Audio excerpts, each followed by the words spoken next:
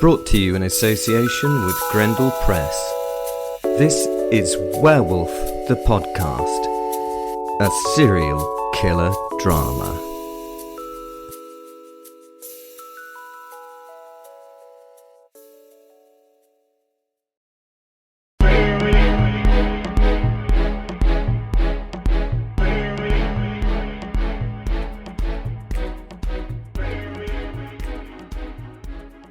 Well, I kind of have to show no shock that there are other ware creatures out there, but meeting Jimmy Simpkins was a heck of a surprise. See, I'm trying to listen to you guys and be less of a swearwolf. It seems that people do not mind the gore and the murder and the death of the innocent, but the odd swear word causes real offence. I find that fucking bizarre. I find it somewhat amusing, but hey, offence is like beauty. It is in the eye of the beholder, I suppose. It was on one of my many journeys to London and Brighton that I met Jimmy. I often come down to the south of England. These fun journeys are to kill and murder in the capital and localities and enjoy the leisure activities afforded to me in London and Brighton. I had been partying pretty hard for several days and had been doing some really creative killings in and around London. It was time for a break and some relaxation. So Fen and I booked a weekend in the South Lodge Hotel. It has a 5-star review. It was time for some pampering of myself and Fen's paws while we ate wonderful cuisine and sparred ourselves into a comatose state of bliss. Massage and pampering were the order of the day. After the fornications and the deprivation that I had just put myself through in Londinium, it was nice to get as out into the country as you can down in the south of England. Not wild country, but the nice open lands of Sussex with beautiful places to wander and sightsee.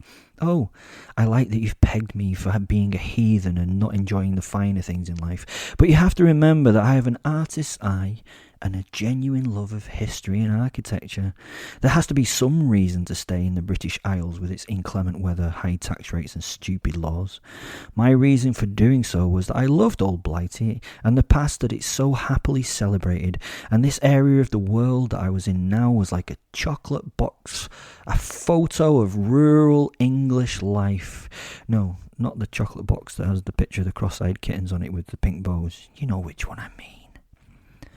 There were several lovely places around here where we could go and enjoy our other vices in life. Leonardsley was just up the road and was one of the most beautiful sights I had ever seen in Britain. I recommend it to people if you pass that way. The trees are a sight to see in the autumn, and although inferior to my own work, the sculptures and gallery are interesting too. Anyway, I digress as I often do in these tales, I'm sorry. I awoke in the middle of a sweaty Saturday night. There was a gentle breathing from the bodies lying on either side of me.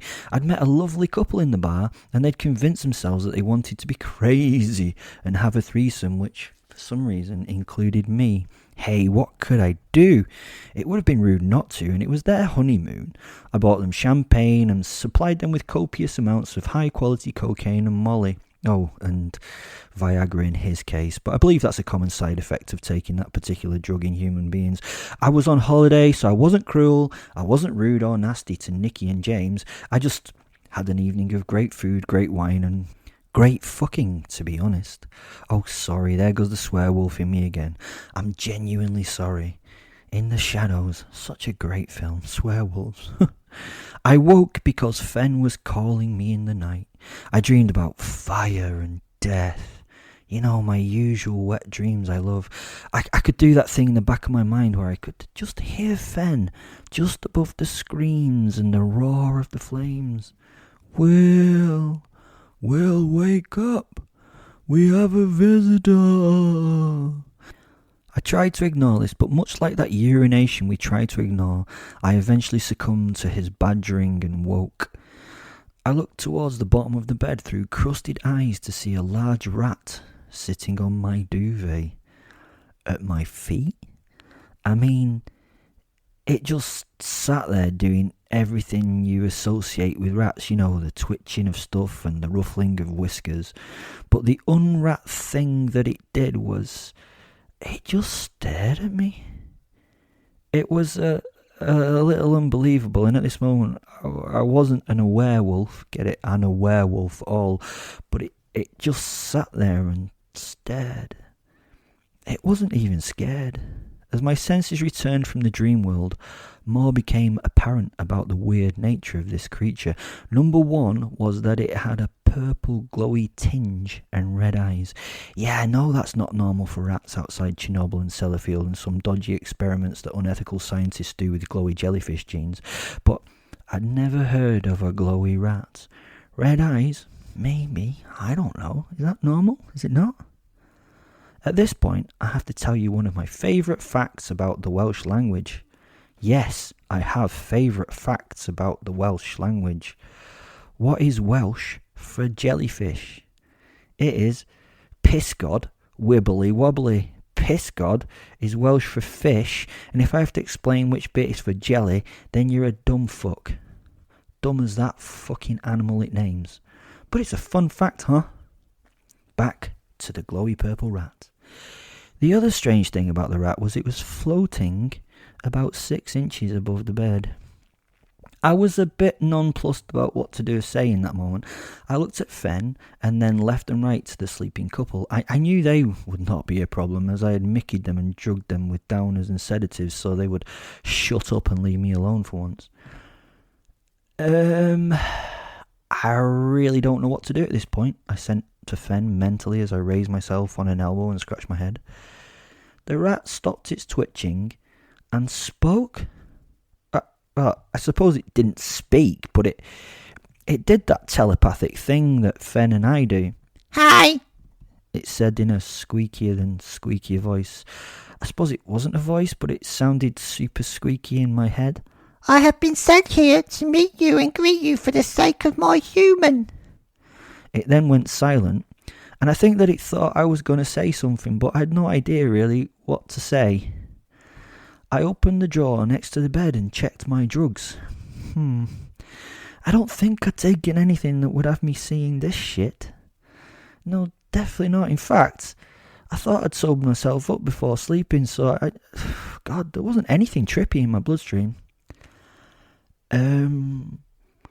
Okay, I said. Please don't take this the wrong way, but what the fuck are you? I asked. I'm like him, sent the rat, pointing the equivalent of a ratty thumb at the posit Fen, who looked a little shocked and dismayed at this statement. My name is Bert, and I'm best mates with Jimmy Simpkins. Even in my head, he telepathed this with the pitch change at the end of the sentence that in Britain dictates that this is a question, while in Australia it means it's the end of every fucking sentence. Jimmy Simpkins. Jimmy Simpkins. Simpkins. Jimmy. I'm afraid I don't know any Jimmy Simpkins. I was a bit befuddled. I don't remember names, so this was not an uncommon finding. He thought that you might say that. He knows of yous, though, and wanted me to make first contact with you as an introductory thing. I hope you don't mind me bothering you so early, but he has something for you to think about, an offer of sorts. It will be well worth your while, Will. The rat squeaked, crossing its arms, paws, hands, across its... I don't know what you call them. It sat up and crossed its front legs, somewhat like a disapproving middle-class lady. Through the little rat, I found that Jimmy was to be found in Crawley, of all places. I mean, a rat finding its home in Crawley kind of makes sense. I'm not saying that Crawley is a ratty place, but when describing rats, you may say crawl, or some may say that they make their skin crawl. I don't know. I'd been asked to meet Jimmy Simpkins in Crawley this afternoon after I'd sort of woke myself up and got rid of him and her. That could be an exciting thing, fun to do. I would hope they showed crashing regret at what they'd sort of done and questioned whether their sham of a marriage had any inherent value after sleeping with me. Let's face it, there was only worse sex from now on. They'd both had the best, so what was the point in trying to maintain a relationship if the emotional and physical intimacy they now shared was never going to be as good as that one special night with me?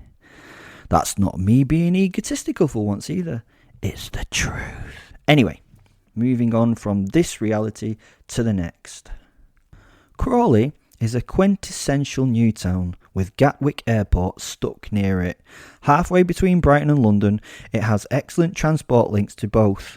Oh, and with the airport right there, the world is its crusty shelled bivalve of your choice.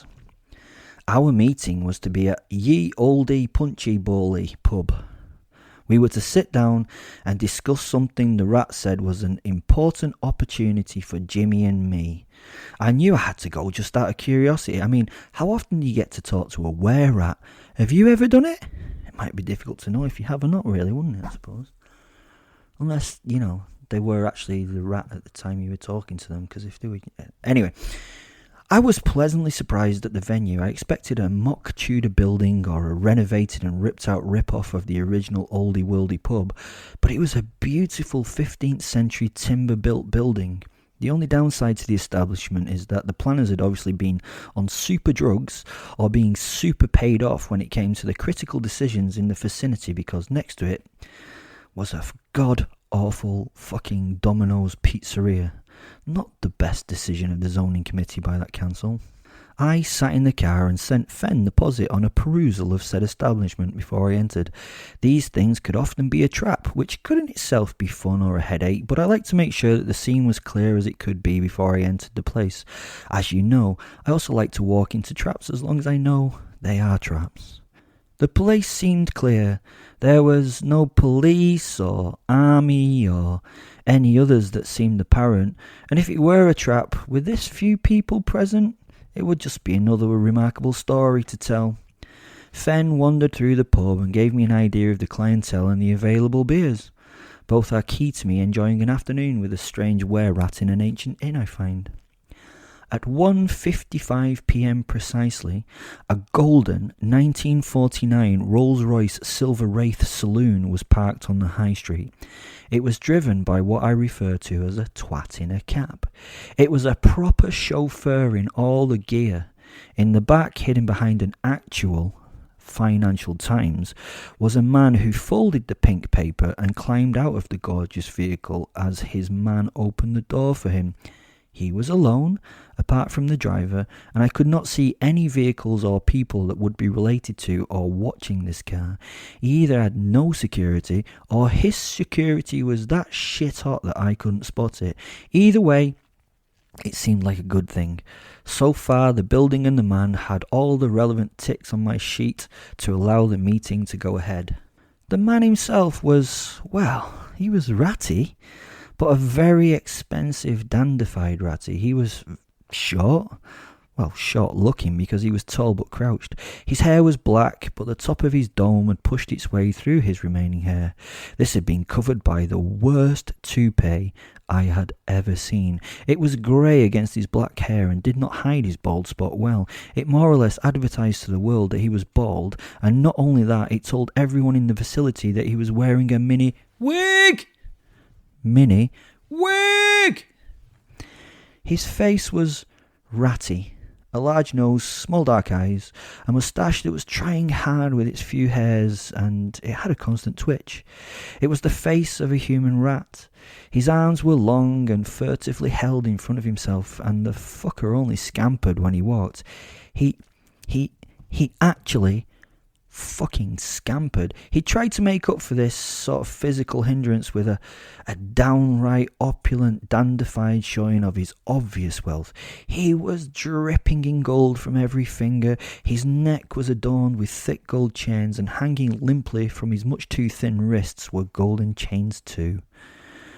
The suit was a salute to the modern migraine. It was yellow and black checks, so well tailored by what must have been the most outstanding tailor that had ever lived to make him look good, even in his shape. That was true tailoring talent. The yellow and the black check was large and bold. His shirt was purple and opened 3 buttons from the collar. It was probably silk or satin. It was too painful at this point to try and guess. He also had a neckerchief and a pocket swathe, not a pocket square. It dangled and flowed in the air and was made from the same horrendous material as the shirt. I couldn't see his watch, but I knew it would be something like a Rolex day date from the 50s. Not just any Rolex, but the best Rolex. Probably from the year they first came onto the market. His shoes, of course, were black Churches. As he made small talk with his man, he was past a snappy yellow trilby with a purple feather, which was donned whilst looking at himself in the window of the Rolls Royce. Once happy with its positioning, he snapped the rim, snapped his fingers, and both sidled and scampered his way into the pub. I had never seen scampered, and I had never seen sidled pulled off. Once, but simultaneously was amazing, and he did it very successfully. What I would class this person as was a dapper little cunt. By this time, the posit had returned and was sitting next to me in the car. I looked in the mirror and saw my gob open in disbelief at what I'd just witnessed. I then turned towards Fen to see the wolf's gob open in disbelief as well. For any non-Northern English people, gob open means mouth hanging open. There are very few times in life that we're both lost for words, but this will rate highly in my mind as one of those times for the rest of my wonderfully long amortal life. This was going to be brilliant. I couldn't wait to see and talk to this man rap type thing. He was exceptional in so many ways. What could I do to fuck this guy's life up for him? We were about to find out. As I stepped from the Porsche to stand on the pavement, I looked down to see that little rat posit, Bert. He was waiting for me. I had been being watched all the while I was watching, which made this whole thing much more fun. I could see through my posit's eyes when he went on his worldly wanders, so I presumed Jimmy had been watching me doing the watching through Bert's eyes. It must have been a pretty amusing thing to watch. He was a step ahead of me, a challenge to me in a way, but I would accept it as such and flow like water with it. As Bruce Lee told us, when water enters teapot, it becomes teapot. What a fucking twat. He is just waiting inside the door for you, boss, said the little rat soul as he went on all fours and started to scramble across the roads from the car park to the pub. Fen and I looked at each other without words and just followed the little fellow. As we entered the premises, I snapped my cufflinks to prepare for this Bond style.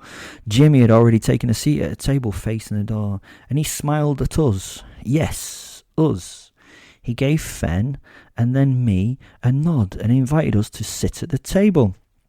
The table was for four, and at this point I could see the glowing purple rat posit sitting by Jimmy's hand on the table. As we got closer, the man was much more impressive, although he smelled all wrong under the pungent aftershave in which he doused himself.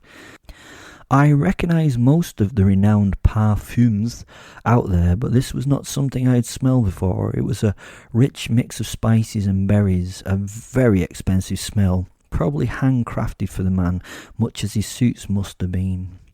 I expected him to give off a feeling of nervousness and creepiness because he was a rat. But he was charismatic and welcoming. His voice was rich East End Cockney as he rose from his seat and shook my hand. His grasp was solid and decisive. He then asked us to sit. What an old school gentleman. He sat down with us, straightening his trousers, and then placed the serviette on his lap. He made no eye contact, and he then offered up the menu for my perusal. Here you go, Will. I hope I could call you that, or would you prefer Mr. Beast? I smiled as he paused, meeting my eyes for a moment. I nodded for him to continue. Good. Well, here we have good old-fashioned English food, lots of it. I know a lot about yous, and you've a healthy appetite for food and all sorts of things. At the end of this sentence, he touched his nose with a finger in a conspirational way whilst making brief eye contact. This place should at least solve any hunger issues. The first thing we need in quality is a fucking angry werewolf, innit? Sorry, Fen, he said with a slight head tilt to the posit.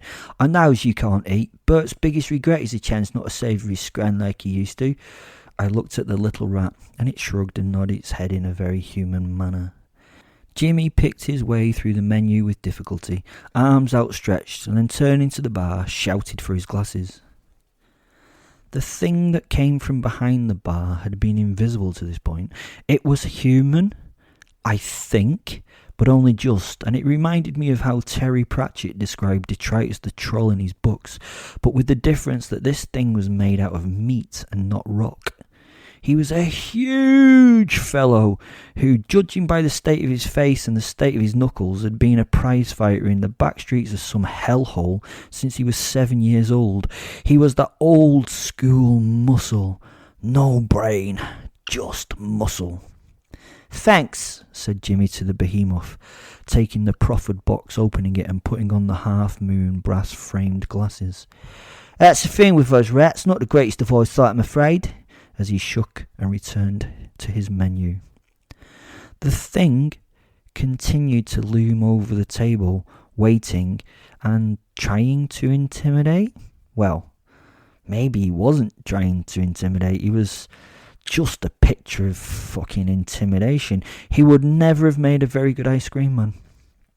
I was lost in looking at this visual art piece before me when Jimmy looked at me and then at the ogre. He smiled and pointed with his thumb. "This, I know, you should be called Tiny or something, shouldn't he?" said with a small laugh. "He's Mr. Beige," he laughed, and then went back to the menu. "Oh, right, like Mr. Beige, like in Reservoir Dogs where they have colours denoting the gangsters instead of their real names," I asked. Jimmy stopped reading, paused for a moment, and answered, looking over his glasses. "No, his fucking name's Mr. Beige. William Beige. He's called Billy fucking Beige." "Billy, could you get this gentleman and me a drink? What will you be having, Will?" he asked, looking at me. "The drafts here are all kept excellent and have a quick through rate, so the best in this bit of Britain. Billy here looks after them as though they were his kids, which I'm sure is better than him having any fucking kids." "Okay, I'll have a pint of whatever Billy recommends then," I said. Billy, I think, smiled at this. I think it was a smile. There was plenty of broken teeth. He was either doing that or straining for a shit. You could see he was genuinely pleased that I wanted to try his best beer. "A pint for Will and a Campari and soda for me, Billy boy." He now closed the menu and placed it on the table as the size 17 boots walked away from us towards the bar. Tapping his fingers on the menu, leaning on crossed arms and bringing him closer to me on the table, he smiled. "Well, Will, you're here." He sat back and opened his arms to the room. "What do you think of the place?" 2 drinks were plonked on the table. I had never realised a plonk's onomatopoeic nature until Billy placed them on the table. I'd not even noticed Billy arrive at the table. Probably a skill learnt in his obviously nasty past in the silent upwalk. "It's a nice place," I told him. Jimmy leaned in once more as to confide. "See, I loves this little tavern. They was going to bin it in the 70s, you know, with all the Newtown nonsense and that they was doing. I couldn't allow that. I built this place, you see. Been mine for over 100 years now." I smiled and lifted my glass to him. "Cheers then, Jimmy." He joined me with his glass and we chinked glasses and both took a wee sip. He then watched me for a moment after my drink to see my reaction.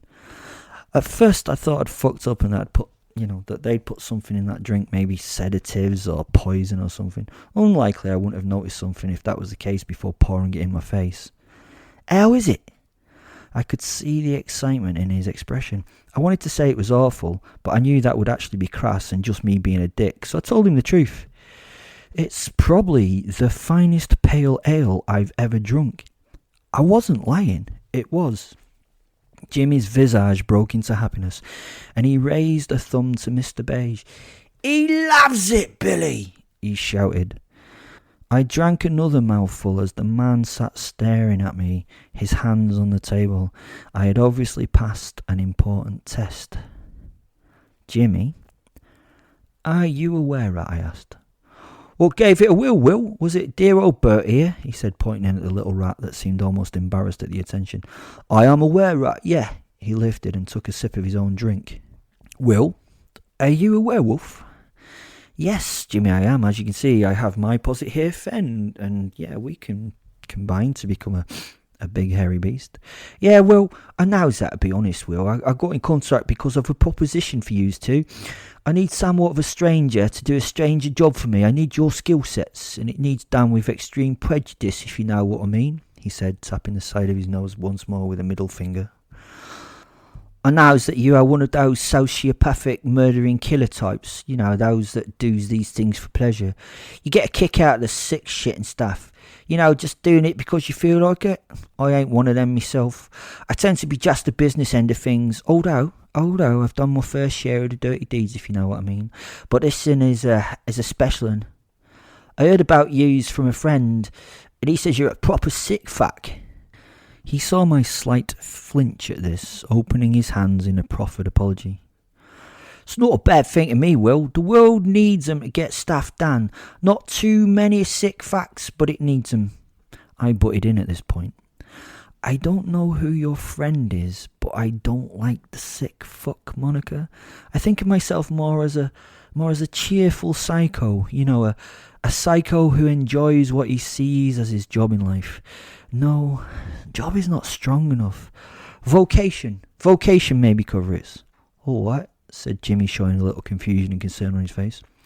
Well, my mate Blanco described you like this. He said that you was the kind of guy that takes a knife to a fist fight. Not only is he that guy, but he doesn't take it because he wants to frighten someone with it. He doesn't take it because if the shit hits the fan, he's willing to use it. Now, this man is the one who wants to use it to cut some fucker up. Fen stepped in at this point. That is an awesome description of you, Will, although you don't need a knife, mate. You got me. I drank some more. Blanco should be a poet, Jimmy. That's a good description. Now, can I ask, what is it that you're kind of wanting? He went into his problem and his plan to sort it all out. We ordered food and ate while he went into the details, which will be the next story's topic. Thanks for listening, and I loves you all.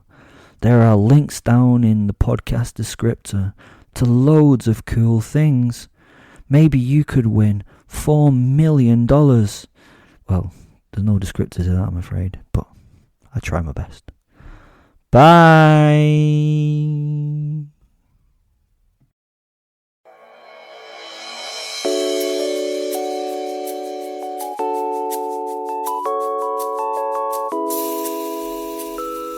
Brought to you in association with Grendel Press. This is Werewolf the Podcast, a serial killer drama.